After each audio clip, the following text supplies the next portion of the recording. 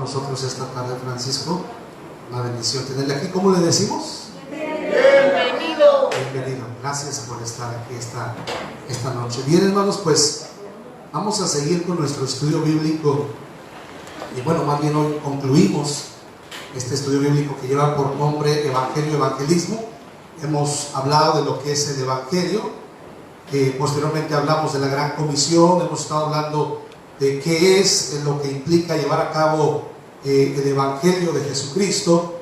Y hoy quiero concluir esta serie de enseñanzas con este tema: cómo presentar el Evangelio de Jesucristo, porque es muy importante que todos aquí como creyentes sepamos cómo presentar el Evangelio de Jesucristo.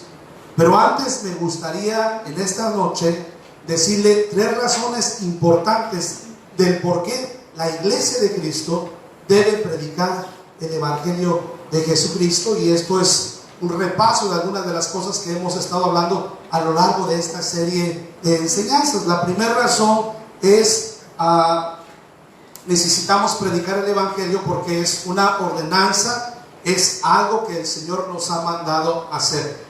La Gran Comisión, predicar el Evangelio, no es una sugerencia, sino más bien es una instrucción, una orden dada por el Señor Jesús, y nosotros debemos ser fieles en llevar a cabo esta encomienda que es predicar el Evangelio.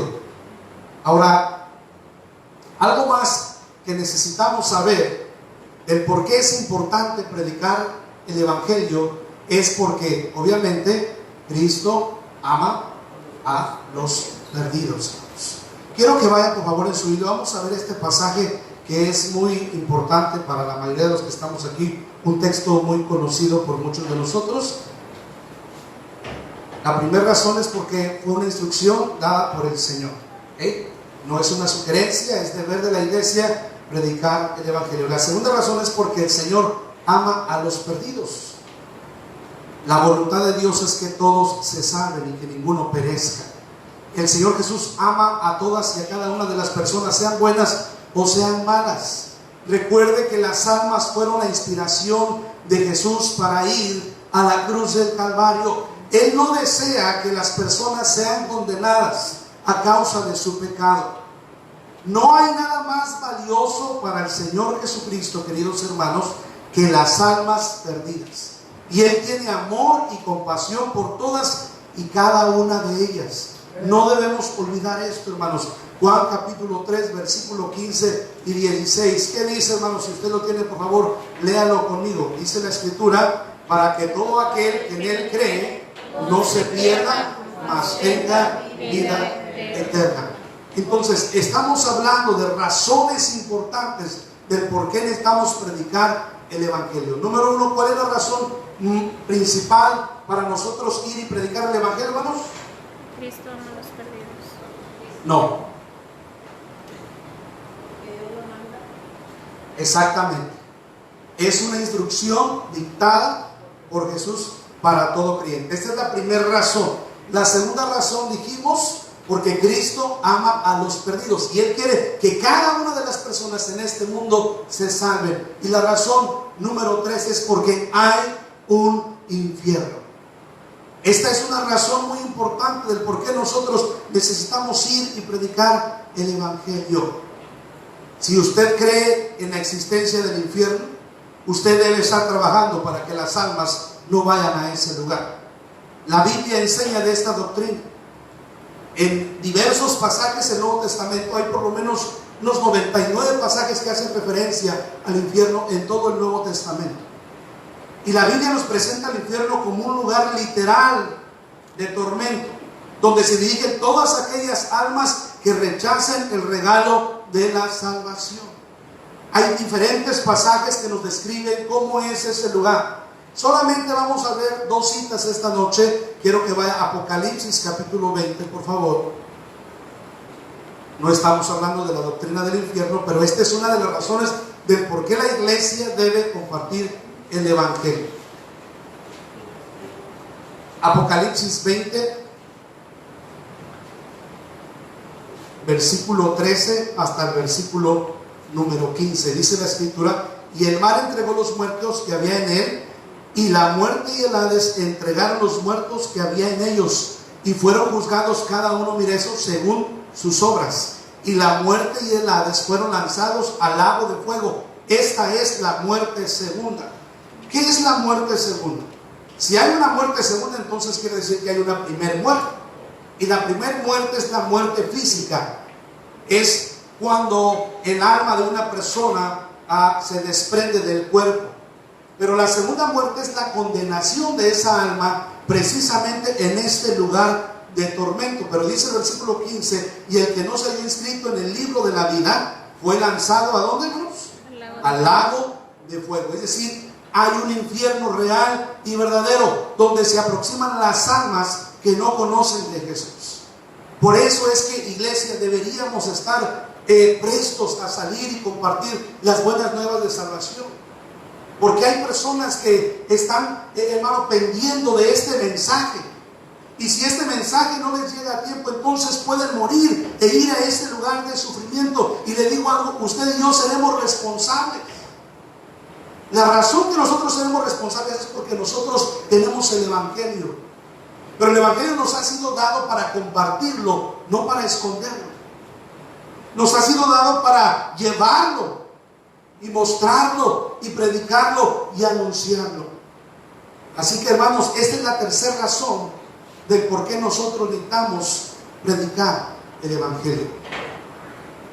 Les he dicho que existen 4 llamados para salir y predicar el Evangelio. En otras ocasiones les he explicado de estos 4 llamamientos y lo voy a volver a decir. Primeramente, hay un llamamiento de arriba, porque es el Señor Jesús quien nos manda a predicar el Evangelio. Hay un llamamiento de adentro, porque todo aquel que conoce a Jesús como su único y suficiente Salvador y está consciente de su tarea, de su labor como cliente, no puede callar, no puede parar de hablar del Evangelio con aquellos que no conocen. De hecho, el mismo Espíritu Santo muchas veces habla en nuestras vidas y nos dice: hey, comparte.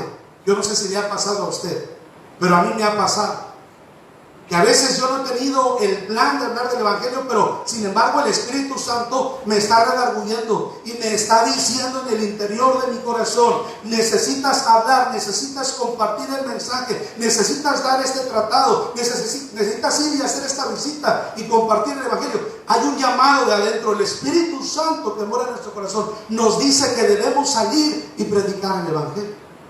Pero también hay un llamamiento de afuera.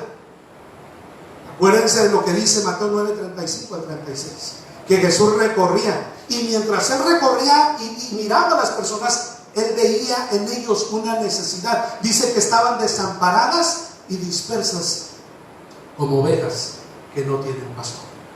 Hay un llamado de afuera. Las personas allá afuera están deseosas, muchas de ellas, de conocer a Cristo. ¿Sabe usted que hay muchas personas esperando que alguien toque su puerta y les comparta el Evangelio de Jesús? Hay mujeres que sufren en su hogar, que darían cualquier cosa porque a alguien, un creyente, un cristiano, viniera a su casa y le compartiera el Evangelio de Jesús. Hay niños en sufrimiento, hay niños que están siendo maltratados, abusados, que darían cualquier cosa por escuchar solo una vez en su vida que alguien les ama, y ese alguien es Jesús. Hay una necesidad allá afuera. Hay un llamamiento que las personas nos hacen. Pero sabe también, hay un llamamiento de abajo. Hay un llamamiento desde el infierno, que ha resonado desde que ese lugar existe. Y desde que la primera alma está en ese lugar, desde entonces hay un clamor en el infierno que nosotros no escuchamos audiblemente, pero que sin duda la Biblia nos enseña que allí hay personas que claman, que suplican para que un creyente vaya a la casa de sus familiares y les predique el Evangelio. Vaya a Lucas capítulo 16, vamos a ver esto. Lucas capítulo 16. Entonces dijimos que hay un llamamiento de arriba para ir y predicar el Evangelio. Hay un llamamiento de adentro para ir y predicar el Evangelio. Hay un llamamiento de afuera para ir y predicar el Evangelio. Pero también hay un llamamiento de abajo. Y cuando me refiero a abajo, me refiero a que hay un llamamiento del infierno. Dice la escritura: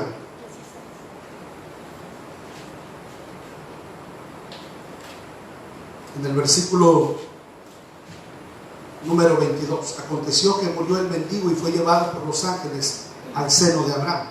Y murió también el rico y fue sepultado. Y mire eso, verso 23. Y en el Hades alzó sus ojos, estando ¿en dónde? En tormentos. Y vio de lejos a Abraham y a Lázaro en su seno. Entonces él, dando voces, dijo: Padre Abraham, ten misericordia de mí, y envía a Lázaro para que moje la punta de su dedo en agua y refresque mi lengua, porque estoy atormentado en esta llama. Mire, este hombre rico no la estaba pasando bien, estaba sufriendo en ese lugar, estaba en medio de una llama y tenía sed. Y dice la escritura en el versículo número 25: pero Abraham le dijo: hijo, acuérdate que recibiste tus bienes en tu vida, y Lázaro también males, pero ahora estés condenado, y he aquí tú atormentado. Porque la decisión de salvación no es cuando uno muere. Cuando una persona muere, ya no hay nada más que hacer para que esa persona salga del infierno. No puede salir de ese lugar ni con misas, ni con oraciones, ni con ofrendas, ni con ruegos. Una vez que la persona va al infierno, estará ahí por la eternidad. Además de esto, dice el versículo 26: una gran cima está puesta entre nosotros y vosotros, de manera que los que quieran pasar de aquí a vosotros no pueden, ni de allá pasar acá. Entonces le dijo, mire, este versículo número 27 me conmueve. Y ojalá que en esta noche permitamos que el Espíritu Santo de Dios obre a través de este versículo en nuestro corazón. Porque miren lo que dice: entonces le dijo: bueno, si no puedes hacer nada por mí, y si yo ya no puedo salir de este lugar, entonces le dijo: tengo pues, Padre, te ruego pues, Padre, que le envíes a la casa de mi Padre, porque tengo 5 hermanos, para que les testifique, a fin de que no vengan ellos también a este lugar de tormento. Qué tremendo. Tengo padre, tengo hermanos. Yo no quisiera que ellos vinieran a este lugar y estuvieran en la condición en la que yo me encuentro. Manda a alguien para que les testifique, para que se arrepientan, para que crean en el Padre Celestial. Queridos hermanos, 3 razones poderosas, importantes para predicar el Evangelio. Una, es una instrucción de Dios. 2, el Señor ama a los perdidos. Y el Señor nos ordena a nosotros amar a nuestro prójimo como a nosotros mismos. Le voy a decir algo. ¿De qué manera podemos mostrar, de qué mejor manera podemos mostrar el amor al prójimo? Podemos dar un plato de comida y eso puede saciar su hambre por unas horas. Podemos dar una cobija y eso puede quitarle el frío por unos días. Podemos darles dádivas y obsequios, pero todo eso será temporal. Pero el mejor obsequio que podemos darle a una persona es hablarles de Cristo, porque eso durará para la eternidad. El regalo de la salvación será para siempre si las personas deciden recibirlo. Pero es nuestro deber ir y predicar. Y la tercera razón es porque hay un infierno. Ahora vamos a orar y vamos a continuar con el tema de esta noche, hermanos, es cómo predicar el Evangelio. Señor, en esta noche le doy gracias por mis hermanos que han dado su tiempo para estar aquí. O sea, hay cosas importantes que hacer, pero tú eres lo más importante. Tú dices en tu palabra: buscando primeramente, antes que todas las cosas, el reino de Dios y su justicia. Lo demás será añadido. Es triste, pero hoy muchos buscan la añadidura sin estar dispuestos a buscarte primeramente a ti. Gracias por esta congregación. Bendice esta palabra, que pueda ser de provecho y que pueda ser de ayuda, y que en esta hora podamos nosotros, Señor, seguir aprendiendo cómo presentar de mejor manera el Evangelio. Úsame, por favor, danos oídos atentos, corazones dispuestos, porque lo pedimos en nombre de Cristo Jesús. Amén y amén. ¿Cómo predicar el Evangelio? Principios importantes que saber antes de predicar el Evangelio. Número 1, la mayoría de las personas desean la vida eterna, pero no saben cómo obtenerla. La mayoría de las personas quieren ir al cielo, pero no saben cómo hacerlo. Hay personas que tienen una idea aproximada. Hay personas que piensan que para ir al cielo es necesario seguir el camino de la religión o el camino de las obras. De tal manera que muchas personas desean la salvación, y lo sé porque he hablado con muchas personas allá afuera, y cuando yo les pregunto, si tú murieras, ¿a dónde te gustaría pasar la eternidad? Muchos de ellos dicen, yo quisiera ir al cielo, pero no saben cómo obtener ese regalo de salvación. Pero nosotros sí sabemos cómo pueden ir las personas al cielo. Nosotros tenemos el mensaje del Evangelio y sabemos que a través de este mensaje ellos pueden obtener el regalo de la salvación. Pero la segunda cosa que necesitamos entender, o el segundo principio antes de poder predicar el Evangelio, es que debemos disponer nuestro corazón para compartir el Evangelio. Hermanos, esta no es una tarea humana. Esto no es una tarea que debemos hacer mecánicamente. La predicación del Evangelio debe ser llevada a cabo por medio del poder del Espíritu Santo. La verdad es que sin la ayuda del Espíritu Santo, sin el poder del Espíritu Santo, los corazones no son conmovidos. No es lo que yo pueda decir. Te voy a decir una cosa, hermano. Muchas veces no depende del mensajero. Es el mensaje el que transforma vidas, no el mensajero. Pero es importante que entendamos que también el mensajero debe ser un instrumento útil y dispuesto en las manos de Dios. Es necesario que entendamos que para que Dios nos use, nosotros necesitamos estar limpios. Primera de Pedro 1:19 dice, sed santos porque yo soy santo en toda vuestra manera de vivir, dice la Escritura. Dios quiere usar a los creyentes para la predicación del Evangelio, pero Dios va a usar a aquellos que se santifican, a aquellos que se limpian de la maldad. Pero es importante que entendamos, no soy yo, no es lo que pueda decir, es el Espíritu Santo, y para ello debo disponer mi corazón para compartir el Evangelio. Yo no puedo compartir el Evangelio con un corazón amargado. Yo no puedo ir y predicar el Evangelio mientras hace unos minutos atrás yo tuve una discusión en casa con mi esposa, o usted, hermana, tuvo una discusión con su esposo. El Espíritu Santo no va a orar. Yo no puedo ir a predicar el Evangelio, esperar resultado, esperar que Dios me use, si antes, hermano, yo no he pasado un tiempo de oración suplicándole a Dios que me use para ganar almas, que me use para que el pecador se arrepienta, que me use para que en el momento de yo ir y presentarme delante de ese vecino, delante de esa familia o delante de esas personas, yo necesito, hermanos, la ayuda y la influencia del Espíritu Santo. Yo no puedo esperar resultados si yo no estoy dispuesto del corazón. Yo necesito que mi corazón esté preparado para predicar el Evangelio. Y entonces va a haber resultados. De verdad. ¿Queremos resultados, Señor? Necesitamos buscar el rostro de Dios en oración. Necesitamos dejar que el Espíritu Santo hable por nosotros. Yo muchas veces he estado predicando en sepelios, en funerales donde yo no conozco absolutamente a nadie. He compartido el Evangelio en hogares donde yo no conozco a la mayoría de las personas. Son reuniones familiares, a muchos no los conozco. Pero antes de poder compartir el Evangelio, yo le digo al Señor: Señor, prepara mi corazón. No quiero predicar con arrogancia, no quiero predicar con soberbia, no quiero ser una persona vanidosa a la hora de proclamar el Evangelio. No quiero sonar como una persona sabionda, como un gran conocedor de las Escrituras. Quiero con toda humildad y sencillez ser ese instrumento que tú uses para la proclamación del Evangelio, para que esas personas conozcan de ti. El corazón debe estar dispuesto, hermanos. Número 3, la Biblia. Y nada más que la Biblia es la única herramienta, es lo único que el creyente debe usar para guiar a las personas a Cristo. No hay otra cosa más.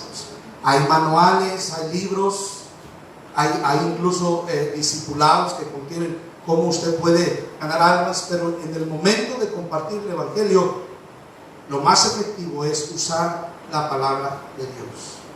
Usted puede estarle citando libros a las personas. La mayoría de las personas no conocen autores, no conocen libros, no conocen teología. Pero si usted les dice, la Biblia dice, entonces ellos van a escuchar con atención. La Biblia es todo lo que se requiere hoy en día para la proclamación del Evangelio. No hay absolutamente otra cosa más que la palabra de Dios. Algo más importante, hermanos, que necesitamos entender es que necesitamos hacer conscientes a las personas que algún día estarán delante de Dios para ser juzgados por Él. Ahora bien, vamos a entrar a este asunto de cómo compartir el Evangelio. Y la primera cosa que Dios nos ha llamado a hacer a la hora de compartir el Evangelio es concientizar a las personas de que no son eternos y algún día van a morir. ¿Qué dice Hebreos 9:27, hermanos? Vaya ahí, por favor.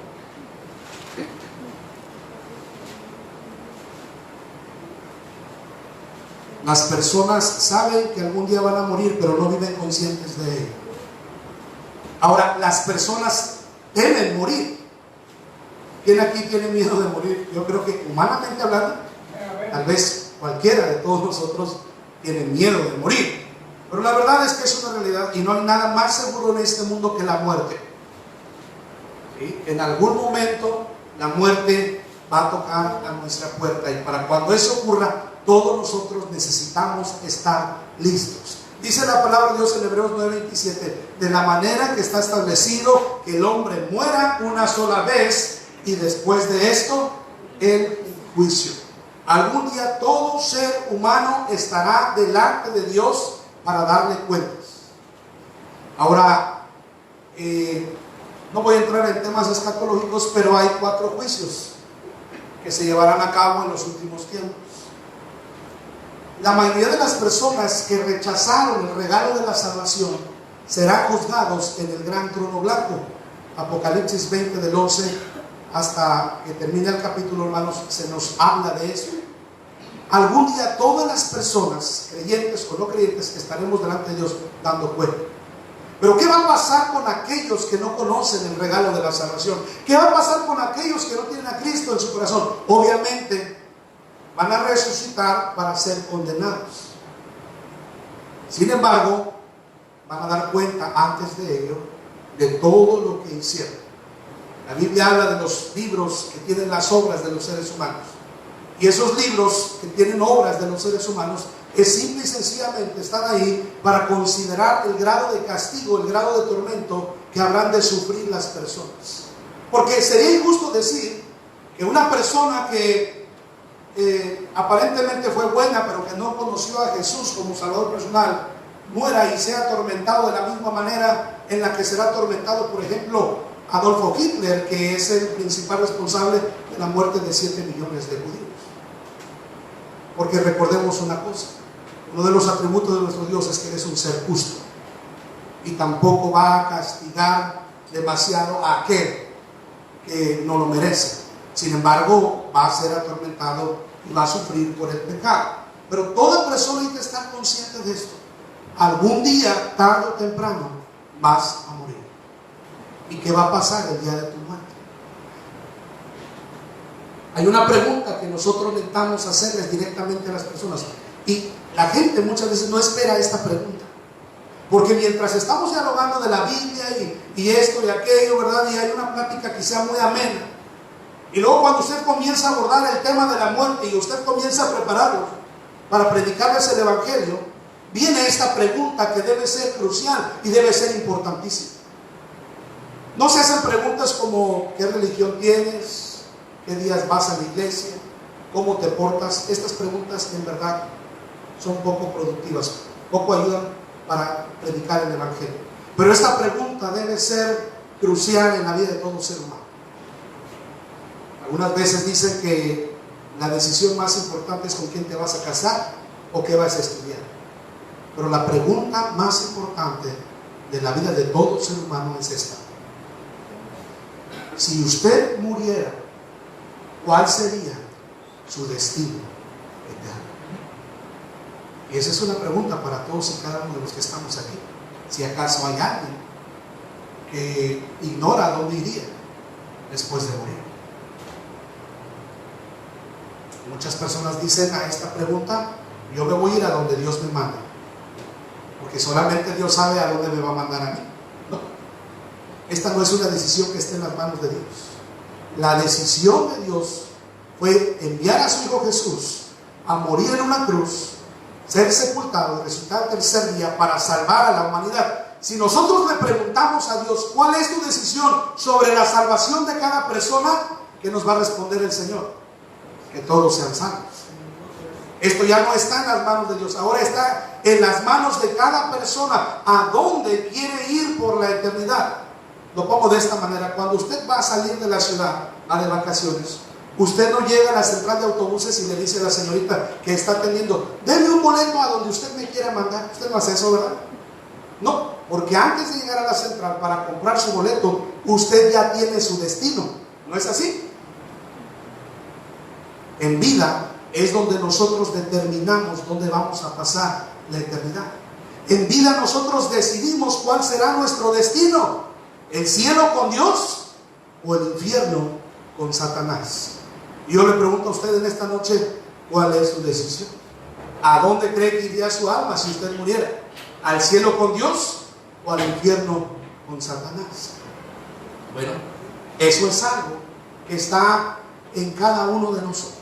Eso es algo, queridos hermanos, que nada más usted y yo, adelante, buenas noches, podemos saber. Bienvenidos. Cuando nosotros hablamos del Evangelio y de cómo compartirlo, y lo vamos a hacer de esta manera, vamos a dividir el Evangelio en dos. En lo que nosotros conocemos, o en lo que se conoce como la condición del hombre. Y esta primera parte del Evangelio son las malas noticias. Suger Michelén decía, un predicador de República Dominicana, de la Iglesia Bíblica del Señor Jesucristo, él dice esto: tú no puedes compartir las buenas nuevas sin primero compartir cuáles son las malas noticias. ¿Sí está conmigo? Y las malas noticias para el ser humano, ahorita vamos a ver cuáles son, pero estas malas noticias tienen que ver con la condición del hombre delante de Dios. ¿Cuál es este primer punto en lo que nosotros conocemos como la condición del hombre? Dijimos que el Evangelio, para poderlo compartir, vamos a dividirlo en dos, para hacerlo de una manera más comprensiva. La primera parte, dijimos, es aquella que tiene que ver con la condición del hombre. ¿Ven? Condición, y ahorita vamos a hablar de la solución. Primeramente vamos a hablar de la condición del hombre delante de Dios. Esta es la primera parte del Evangelio, y es aquella que nos encara a nosotros, porque el Evangelio de Jesucristo es el medio para la salvación, es el antídoto para el pecado, es la solución y respuesta al pecado. Pero primero el Evangelio nos confronta. Primero el Evangelio nos hace ver cuál es nuestra condición delante de Dios. Dice el Señor Jesús: ¿tú quieres salvarte? ¿Quieres tener vida eterna? ¿Quieres ir a la gloria? Bueno, primeramente tienes que reconocer tu condición. Y tu condición como persona delante de mí es de pecado. Yo soy un Dios santo. ¿Ven? Él es santo, Él es puro, Él es perfecto, Él es sin mancha. Y todo hombre es pecador. Estas son las malas noticias. Toda persona está enferma de pecado. Toda persona está contaminada por el pecado. Y el pecado es lo que produce, es lo que impide que haya una comunión entre Dios y los hombres. El pecado hace una brecha. El pecado nos separa de la gloria de Dios. Mire, quiero que vayan su Biblia a Romanos capítulo 3.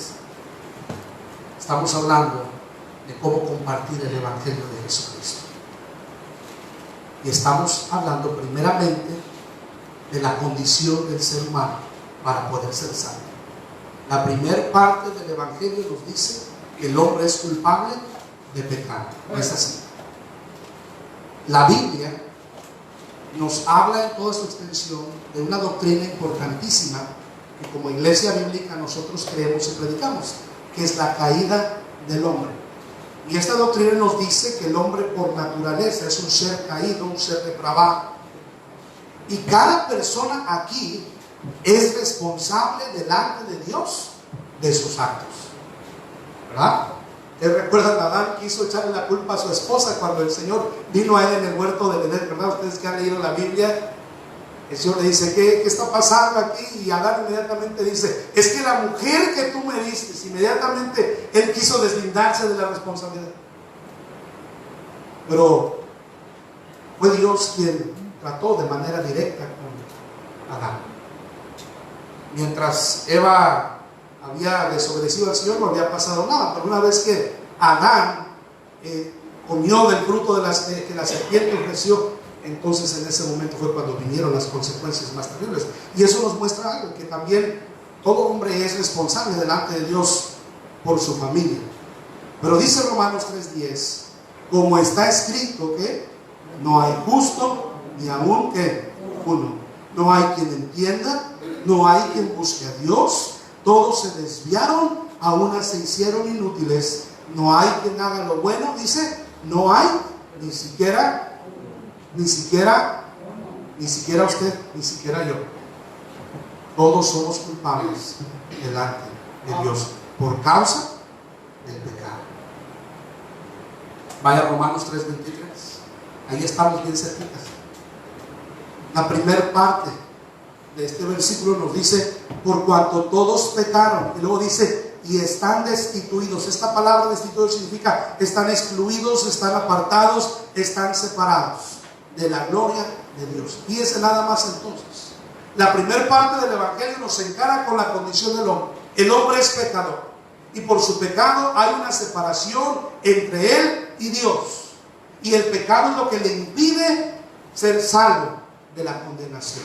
Porque a propósito, la segunda parte del Evangelio, o más bien la segunda parte de la primera parte, es esta.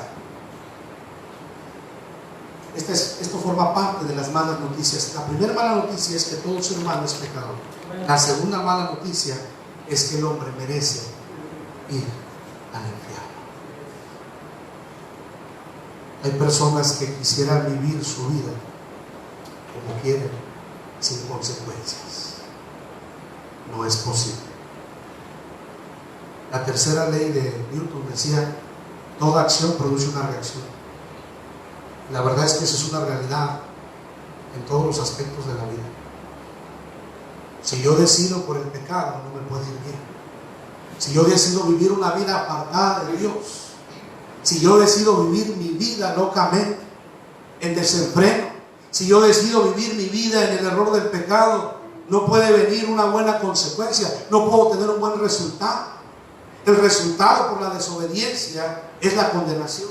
El resultado por el pecado es la muerte. Miren lo que dice Romanos 6:23.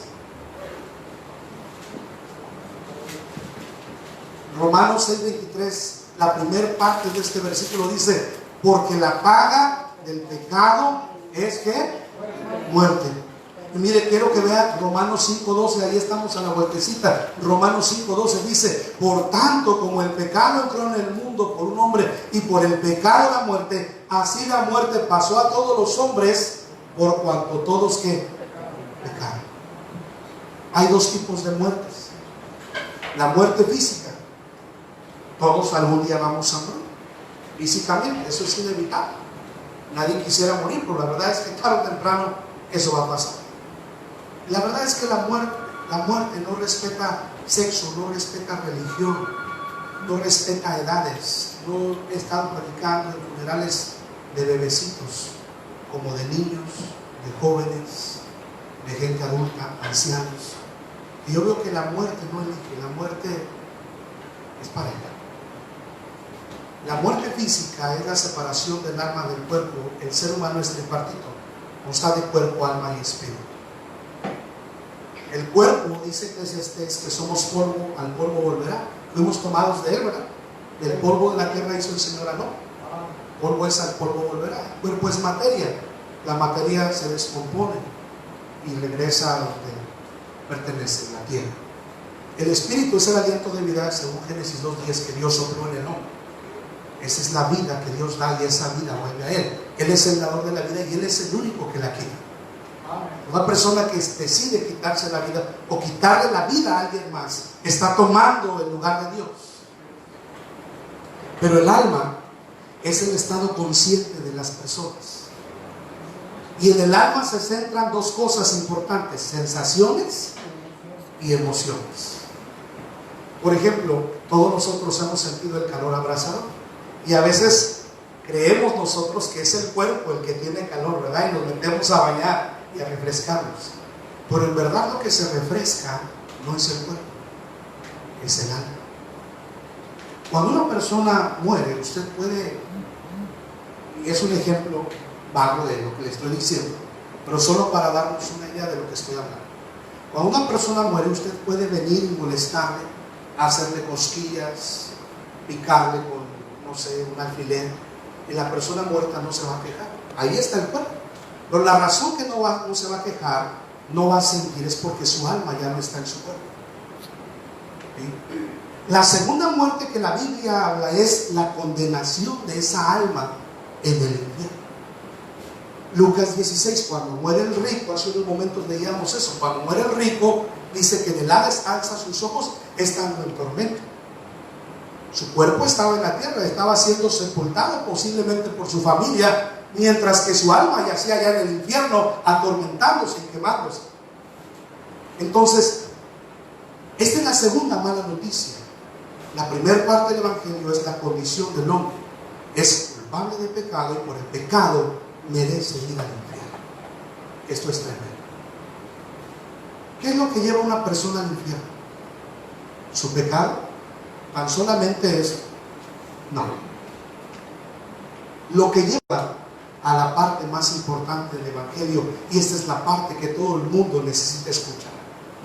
Nadie quiere escuchar. Ahora, debemos escucharlo, y es necesario escucharlo, y es necesario predicarlo en estos tiempos, donde hay tanto libertinaje, donde hay tanta inmoralidad, donde hay tanta gente perdiéndose y desviándose.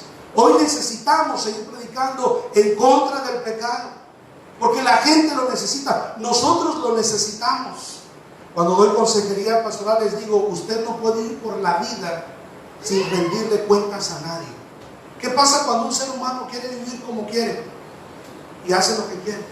Se desenfrena, se destrampa, no conoce límites, se deja llevar por los excesos, por los impulsos. ¿Y cómo termina después? Pagando las consecuencias. El ser humano necesita ser confrontado, y el ser humano, usted y yo, necesitamos un freno, necesitamos a alguien que nos predique la verdad del Evangelio. No necesitamos una iglesia o un pastor donde nos apapachen, donde nos rasquen la orejita. Necesitamos una iglesia donde se nos diga qué es lo que agrada a Dios, qué es la voluntad de Dios. Y si estoy haciendo mal, yo necesito que a través de la palabra de Dios se me enseñe, se me corrija para ser un buen hijo y un buen siervo de Dios. Amén. Porque les recuerdo algo, estamos aquí para la gloria de Cristo. Amén. Yo necesito a alguien en mi vida que me diga cuando yo estoy haciendo mal. Usted necesita a alguien en la vida que le enseñe, que le corrija. Cuando hay amor, cuando hay un verdadero amor, está uno dispuesto a decir la verdad, aunque lastime. Por ahí alguien dijo que la verdad no peca. Lutero decía, yo prefiero herirlos con la verdad que matarlos con la mentira. Ese es el tipo de evangelio que necesitamos. Y esta parte es la más hermosa para todos nosotros. La segunda parte del evangelio nos dice que hay una solución. Gloria a Dios por eso. ¿No le anima a saber que hay una solución para el pecado y para el infierno? Dios no solamente nos ha dicho, tú eres culpable del pecado, pero Él también nos ha mostrado que aún a pesar de nuestro pecado, Él nos ama. Amén. Y Él está dispuesto a ayudarnos a salir adelante y tener victoria sobre el pecado y sobre la carne y sobre muchas otras cosas más que nos aquejan como seres humanos. Pero esta parte del evangelio nos dice, número 3, que Cristo murió en la cruz, que fue sepultado y resucitó para salvar a los hombres. Gloria a Dios. No es una religión, no es una iglesia, no es un pastor, no es un hombre. es Jesucristo el Mesías. Primera de Timoteo capítulo 2, versículo 4 y 5. Segunda de Timoteo capítulo 2. Primera de Timoteo capítulo 2, versículo 4 y 5. El cual quiere, dice la Escritura, que todos los hombres sean salvos y vengan al conocimiento de la verdad. Porque hay un solo Dios y un solo mediador entre Dios y los hombres, Jesucristo hombre. Romanos 5:8, vaya ahí por favor, sí. Romanos 5:8. Este es el Evangelio de Jesús. Él vino a este mundo para salvarnos. No habría manera de nosotros ser salvos por nuestros propios méritos. Usted y yo no podemos salvarnos. Ni Bill Gates con toda su fortuna puede ni siquiera pagar una sola parte de su salvación. No es por medio de dinero, no es por medio de obras, no es por medio de comportamiento, es por medio de los méritos de Cristo Jesús en la cruz del Calvario, que todo ser humano puede ser salvo. Romanos 5:8 nos dice: mas Dios muestra su amor para con nosotros, en que siendo, ¿qué? ¿Qué es eso? En que siendo aún pecadores, Cristo murió por nosotros. Cuán grande amor el del Señor Jesús por nosotros. Siendo los más viles. Si nosotros en esta noche abriéramos aquí un tiempo para testimonios, yo sé que algunos aquí tenemos testimonios bien tremendos, ¿verdad? Bien terribles, de donde el Señor nos rescató. Dice que aún siendo pecadores, los más viles, los más miserables tal vez, el Señor nos mostró su amor, muriendo por nosotros en la cruz. Mira, hay algo importante en Romanos 6:23. En la segunda parte del versículo nos dice: mas la dádiva de Dios es vida eterna en Cristo Jesús, Señor nuestro. Esta palabra dádiva significa regalo. Es un regalo de Dios la vida eterna. ¿Qué necesita el ser humano para recibir la vida, para obtener la vida eterna? Solamente recibir. Pero ¿cómo se recibe la vida eterna? Eso nos lleva al cuarto punto, sobre la solución para los hombres, que es la muerte de Cristo. Pero mire, la fórmula para obtener el regalo de la salvación es la siguiente: gracia. La gracia de Dios nos fue mostrada a través de Jesús. La palabra gracia significa un favor que no merecemos. No merecemos ser salvos, pero Dios nos hizo el favor a nosotros de salvarnos, o de pagar el precio de nuestra salvación por medio de Jesús. O sea, sin la gracia de Dios no podemos ser salvos, y la gracia de Dios es a través de Jesús. Entonces, gracia más fe. Ahora, la fe no salva. Lo que salva es la fe en Jesús. ¿Ven? Lo que salva es la fe en Jesús. Cualquier persona puede tener fe, pero la pregunta es: ¿fe en qué o en quién? Aquí la clave es tener la fe en Jesús. La gracia de Dios, dijimos, mostrada por medio de Jesús. Número 2, la fe en Jesús. No la fe en María, no la fe en Pedro, no la fe en San Martín de Porres, no la fe en Juan Pablo II, no la fe en Teresa de Calcuta. La fe en Cristo Jesús. Y arrepentimiento. Fíjense, son tres cosas: gracia, fe, arrepentimiento. La palabra arrepentimiento significa un cambio de mente, un cambio de acción. Una persona que realmente quiere el regalo de la salvación que Cristo ofrece y que es gratuito, necesita la gracia de Dios, necesita su fe en Él, pero también necesita estar completamente arrepentido. Amén. No es posible recibir el regalo de la salvación sin estar dispuesto a abandonar su pecado. Las cosas no funcionan así. Por eso Jesús dijo que ninguno que poniendo sus manos en el arado y voltea atrás es digno del reino de Dios. Toda persona que en verdad desea el regalo de la salvación debe estar dispuesta a renunciar a su pecado. Hay personas que quieren ir al cielo, pero no quieren apartarse de sus malos caminos. No es que Dios no pueda o no quiera salvarnos, es que esto ya no depende de Dios, ya depende de la persona. Y cuando una persona se arrepiente completamente de todo lo mal que hizo. Si fue idólatra, se arrepiente de la idolatría, no vuelve a ser más idólatra. Si fue borracho, se aparta de la borrachera y camina en obediencia al Señor.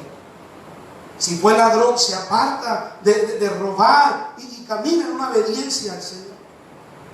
Porque eso es lo que verdaderamente produce la salvación de Cristo.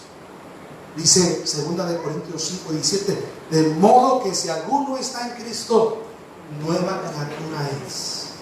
Las cosas viejas, ¿qué? Y mire, gloria a Dios, porque el Señor no nos echa en cara lo que hicimos en el pasado. Es más, el Señor ni se acuerda lo que hicimos. No quiere acordarse. Él no nos reprocha. Él nos perdona completamente. Y Él también quiere sanarnos completamente. Quiere, hermanos, santificarnos completamente. Quiere salvarnos completamente. Arrepentimiento, esto es igual a salvación. 3 cosas: gracia, arrepentimiento, eso es igual a la salvación que Cristo ofrece.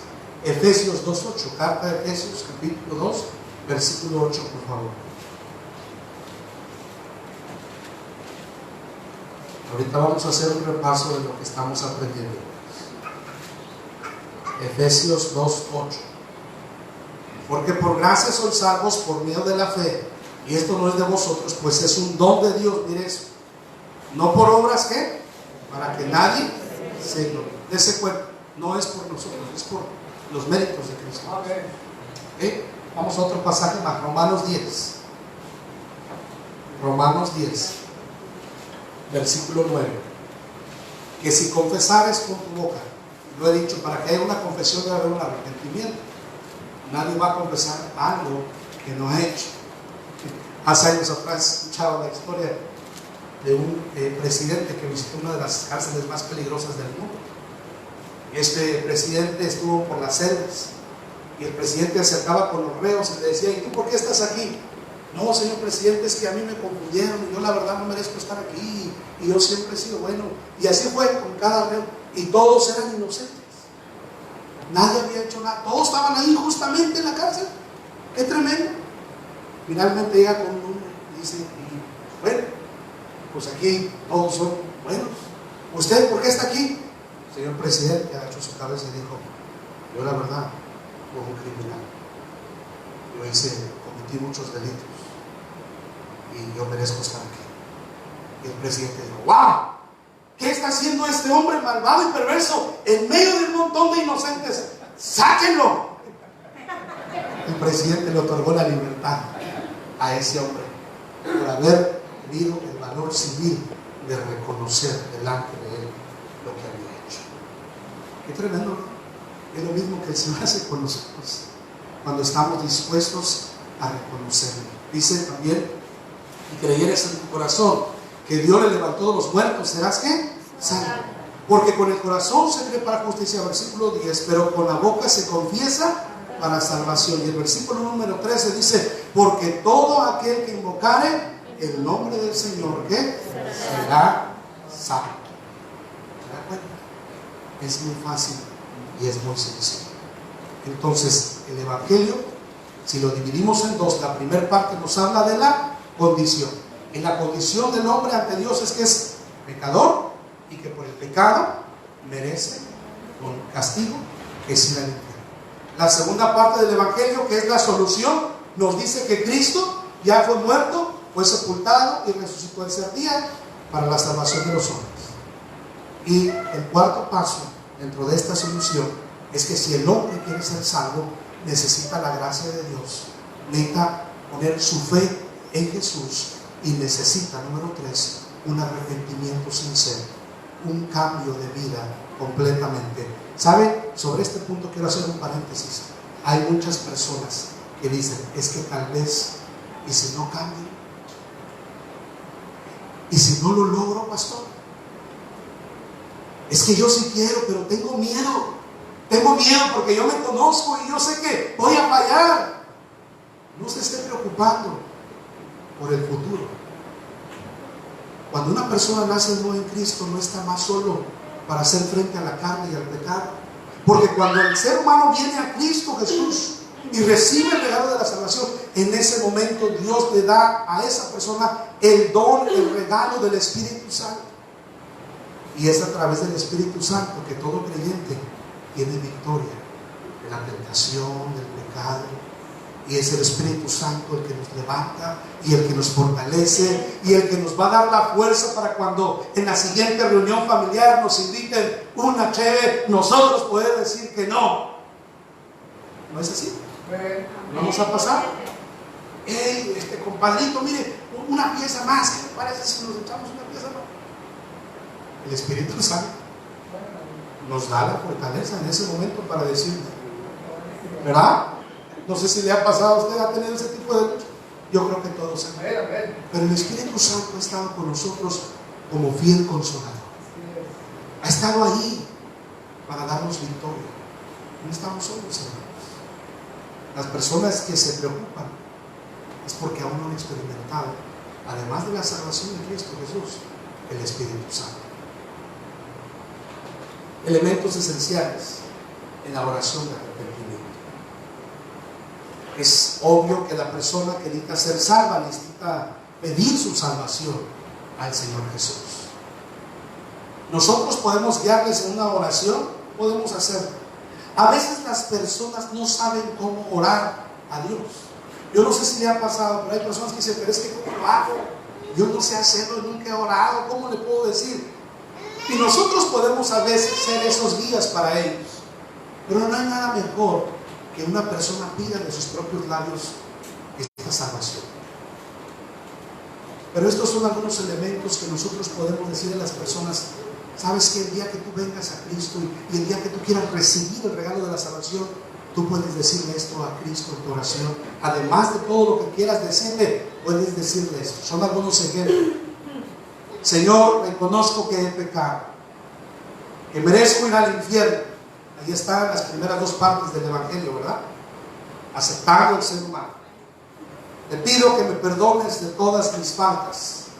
Me arrepiento de corazón. Ahí está una parte esencial también del Evangelio. Salva mi alma del infierno.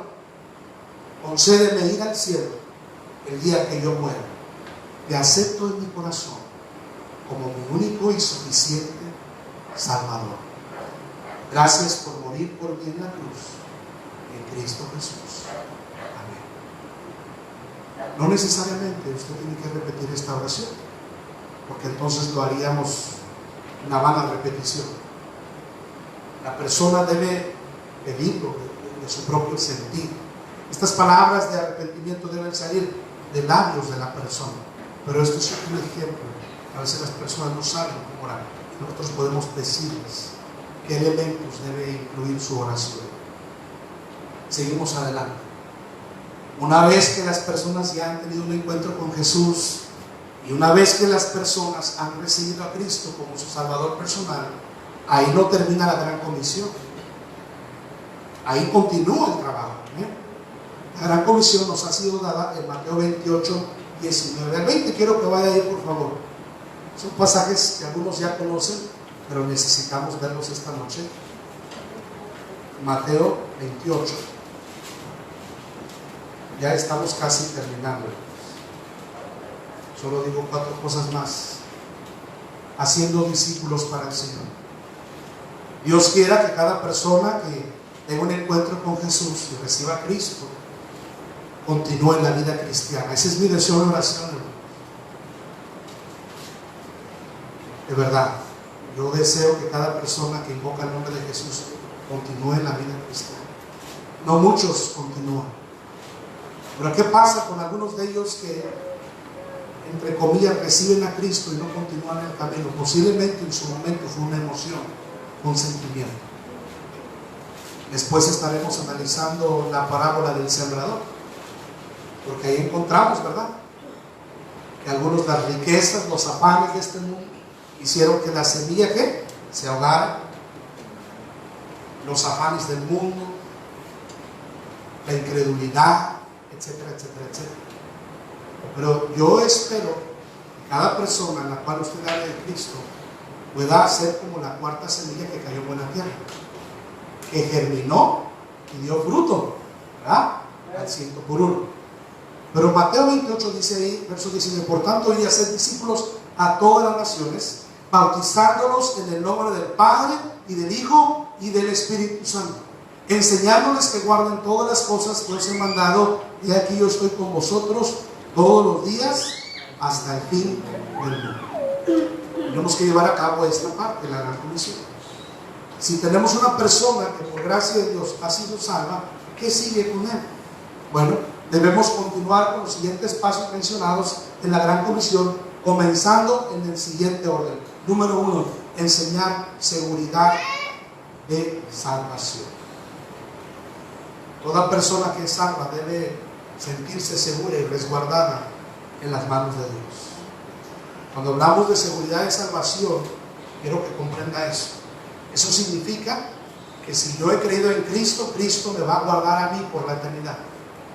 No estoy diciendo con esto que yo puedo, además de ser salvo, ir y vivir como quiero y abusar de la gracia de Dios. No estoy diciendo eso. Ahora, si alguna persona que es salva, que es hija de Dios, que tiene a Cristo en su corazón, decide vivir en desobediencia, lo voy a poner de esta manera. Todos aquí somos padres, ¿verdad? La mayoría somos papás. ¿En algún momento su hijo o su hija se ha portado mal, hermano?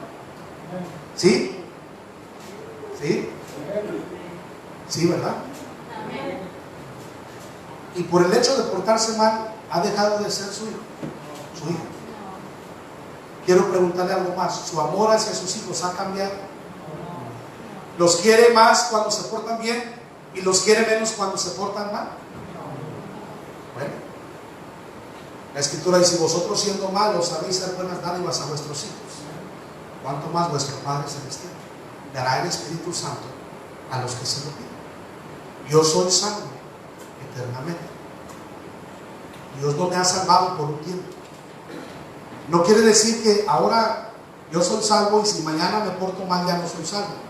No, yo soy salvo todo el tiempo. El Espíritu Santo de Dios mora en mí. ¿Acaso el Espíritu Santo puede salir, hablando bíblicamente y teológicamente, puede acaso el Espíritu Santo abandonar a una persona que ha decidido creer en Cristo Jesús? No. El Espíritu Santo sigue ahí. Pero ¿qué pasa cuando el Hijo de Dios desobedece a Dios? ¿Qué pasa con el Espíritu Santo? Efesios 4:30.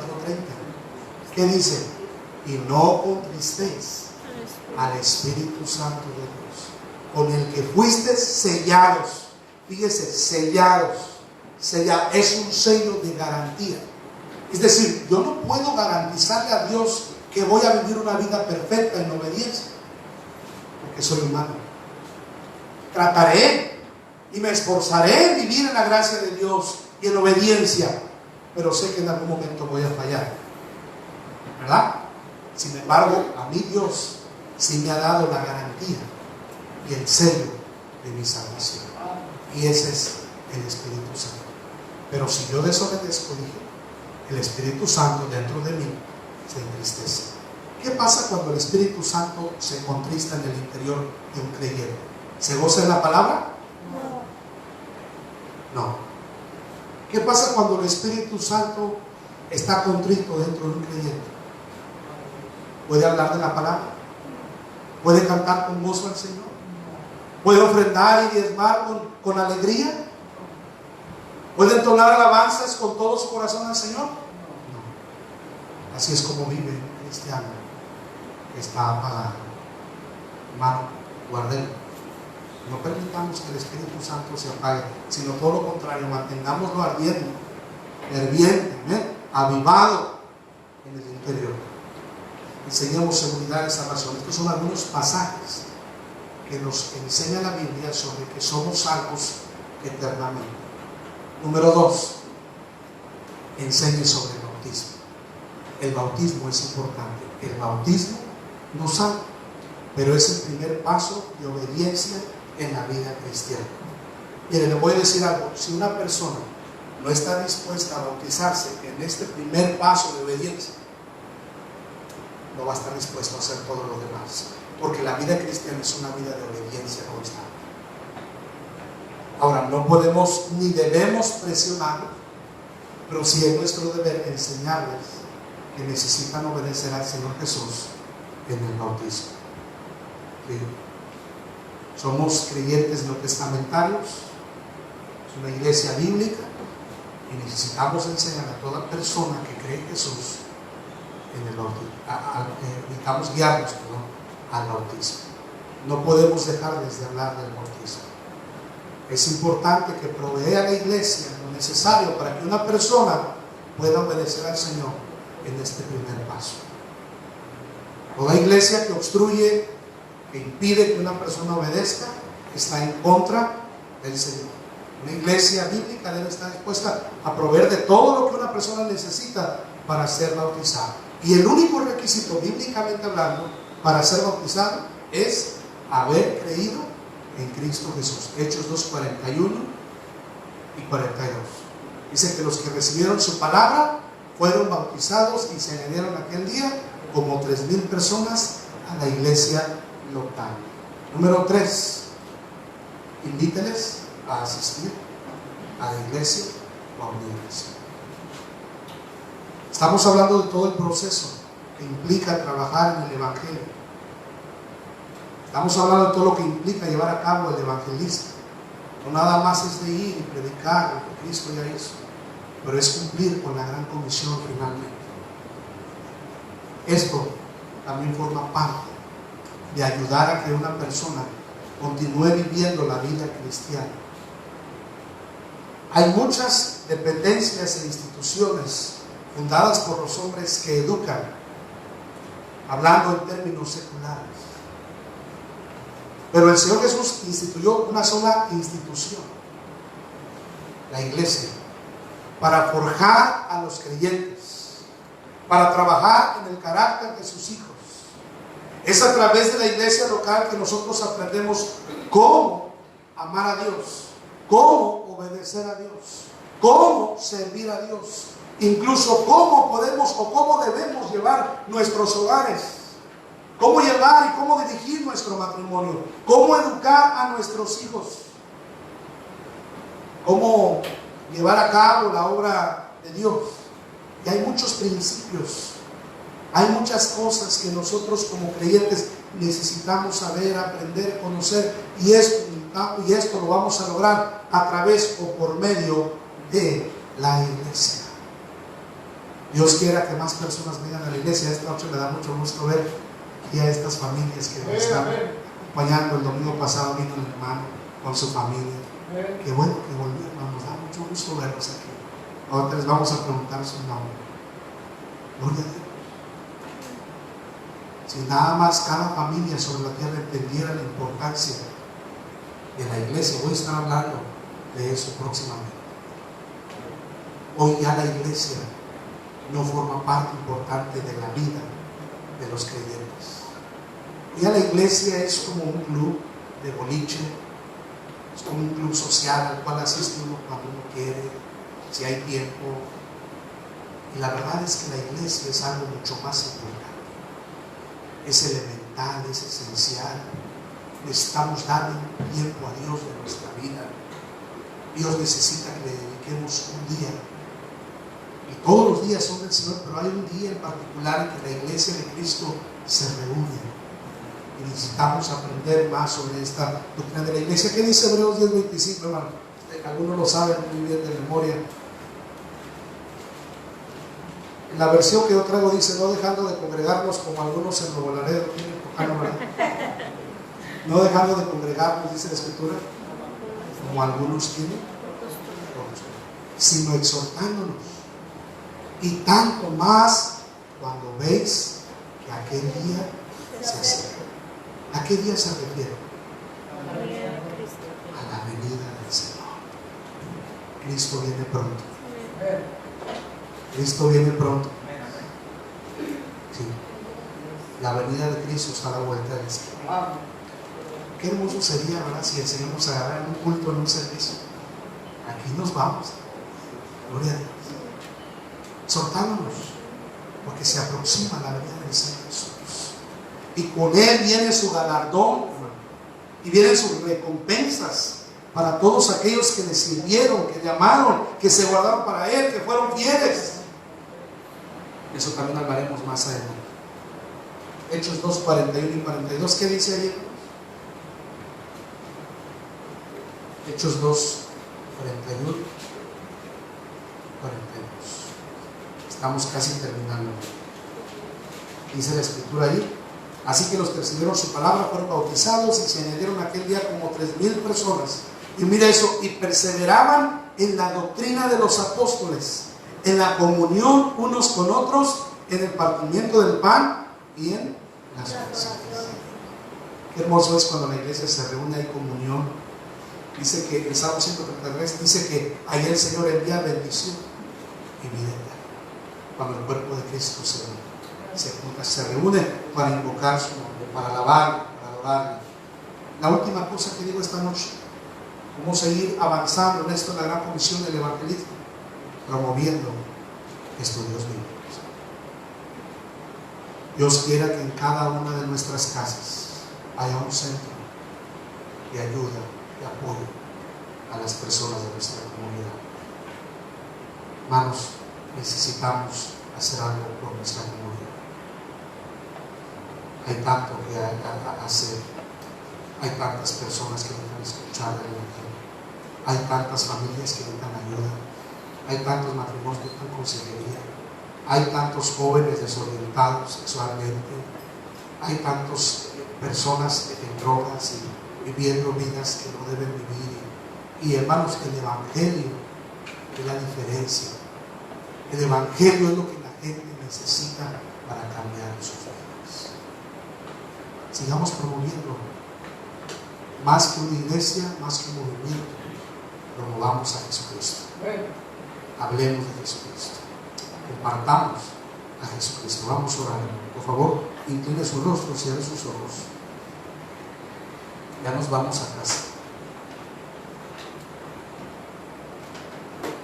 Señor, en esta noche venimos delante de tu presencia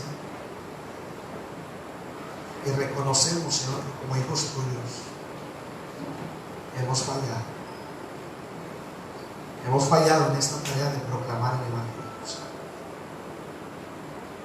Yo no le he fallado al pastor,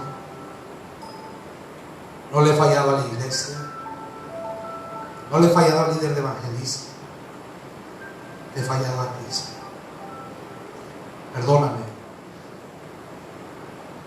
porque mi corazón ha dejado de arder por las almas perdidas.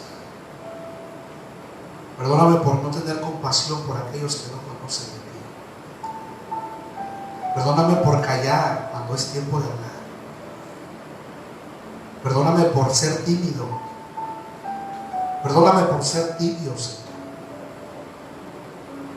Perdóname por ser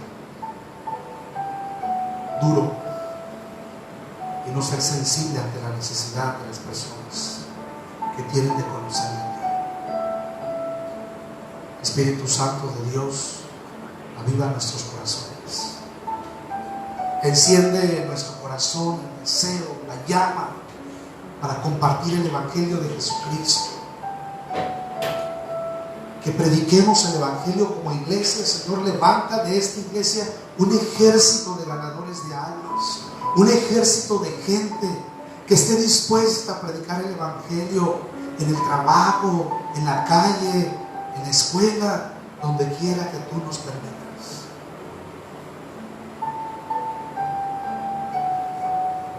Uno de los predicadores de siglos pasados decía